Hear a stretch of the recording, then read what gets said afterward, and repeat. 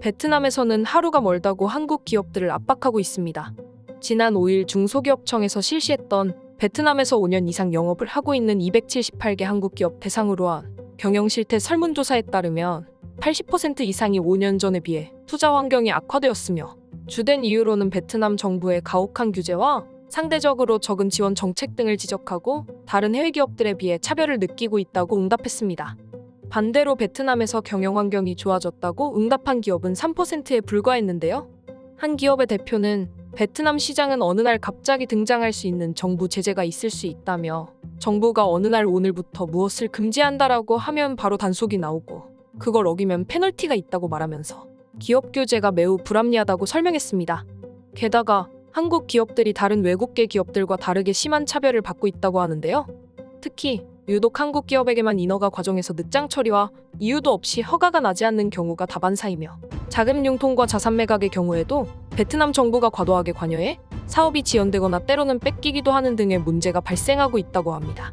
그리고 한국이나 기타 다른 해외 지역으로 사업장을 이전할 의향을 묻는 질문에서는 61%가 그럴 계획이거나 추진 중이라고 대답해 현재 한국 기업의 분위기가 얼마나 흉흉한지를 알 수 있습니다. 이런 상황에서 베트남이 불난 집에 기름 붓는 상황을 연출하고 있어 전 세계가 주목하고 있는데요. 그것은 바로 베트남 정부에서 수출 통제법을 추진하고 있으며 내년 초에 시행될 것이라고 발표한 것입니다. 법안의 이름만 들어도 반자유적이고 반기업적인 법이라는 것이 단번에 느껴지는데요. 법안의 주요 골자는 베트남 국가 안보에 영향을 미치는 산업과 관련된 외국 기업과 외국인을 국가에서 관리할 수 있는 권한을 주고 전략물자에 대한 수출 통제를 임의로 조절할 수 있게 한다는 정책입니다. 전문가들은 만약에 이 법안이 실제로 시행된다면 베트남에서 핵심 기술과 서비스를 가지고 제품을 수출입하는 행위와 회사 인수합병, 이전과 청산 등의 모든 기업 활동을 베트남 정부의 통제하에 허가를 받아야 한다고 전했는데요. 이것은 당연하게도 한국 기업들의 탈베트남을 억제하기 위해 마련된 정책이라는 것이 중론입니다.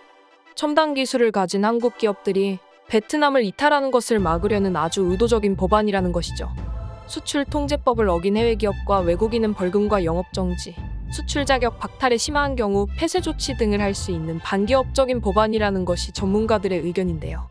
지난 31일 베트남 VTV의 메인 뉴스에서는 수출 통제법은 베트남에 투자된 기업들의 제도화를 위한 것이며 국가 이익에 침해가 되지 않는 사업장에게는 전혀 지장이 없다고 강조했습니다. 그러나 이 법안의 판단을 베트남 마음대로 할 수 있다는 것이 문제인데요. 실제로 베트남 공산당에서 선출한 7명의 위원이 판단하며 어떠한 월권을 방지할 수 있는 규제조차 없다는 것은 내키는 대로 한국 기업을 좌지우지하겠다는 뜻이라고 할 수 있습니다.